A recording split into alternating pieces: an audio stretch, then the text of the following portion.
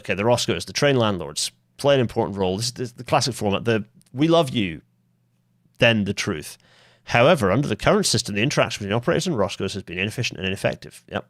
Each operator... Right, okay, caveat here. For any of my Roscoe friends who are listening to this, those who I interact with on a reasonably frequent basis into my day job, I'm not saying you don't get binned off. Your skills are going to be needed within the railways. It's just that those skills will be put to use within the kind of the how to sell your trains bit might disappear, and the how to most efficiently and effectively procure trains and make those trains work bit will... So, also worth noting that it's very interesting to look at the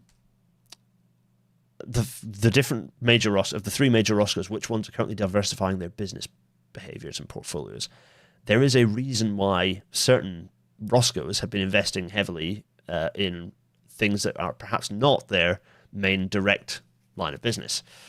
They still stand to make billions from the trains that they're leasing out and over the lifetime that they do, because there's a lot of trains that are going to be around until 2060 at this point.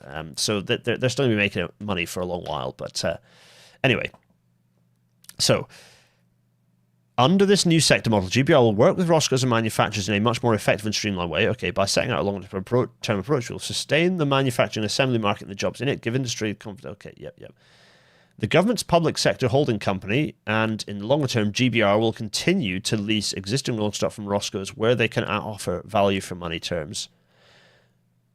And a bit like open access, that's the end of that, because the government will develop a long-term industrial strategy for rolling stock which will support manufacturing and ensure a stable pipeline of work. Once established, GBR will take a whole system and long-term approach to using rolling stock from across the network, providing certainty to manufacturers and rolling stock companies across the country and globally.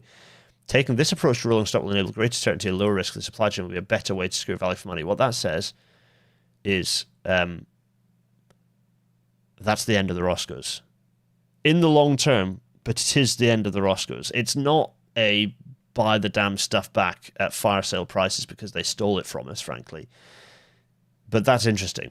That is an interesting little tidbit there that had not, well, given the lobbying that will have been happening from the current rail minister and others, the fact that that's got through is interesting. That's something that is positive. We should be happy about that. A day without Roscoes. Can you imagine it? Just a beautiful and perfect world we would live in. Right, so the supply chain, lots of supply chain stuff. We're going to jump through this because, okay, yeah, great, supply chain. Fine. So there's the summary responses bit. So this is all the people responding, and we're gonna, yeah. So we don't need to look through all this. That's fine. We're gonna whiz through the responses because those aren't. Cover your eyes if you're not wanting fast-moving stuff. We're gonna go through to the end of this, and we're gonna then have a look at the notes. I think that. So that's it. So there we go. So useful little bit of insight there, I think.